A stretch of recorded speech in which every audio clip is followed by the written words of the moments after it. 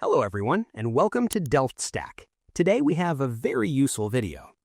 If you are constantly getting the annoying "the publisher could not be verified" warning when trying to run a downloaded program, you are not alone. I will show you exactly how to tweak your Windows Internet security settings to safely bypass this block and run your software immediately. Let's get started. First, click on your Windows search bar, type in Control Panel, and open the app.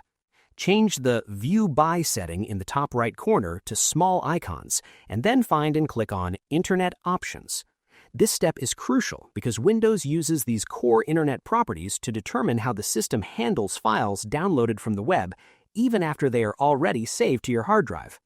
Next, navigate to the Security tab at the top of the window and click the Custom Level button.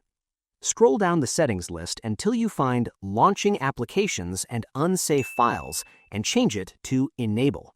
Right below or near that, find Launching Programs and Files in an iframe and set that to Enable as well.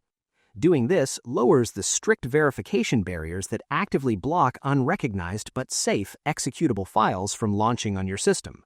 Finally, click OK and then select Yes on the warning prompt to confirm your security changes. Click Apply and OK on the main Internet Options window, close the control panel entirely, and completely restart your PC. Once your computer boots back up, the new security rules will be fully active, and you should be able to run your software without the publisher warning popping up. I hope you found this guide helpful. If you did, please give this video a thumbs up, share it, and subscribe. Thanks for watching.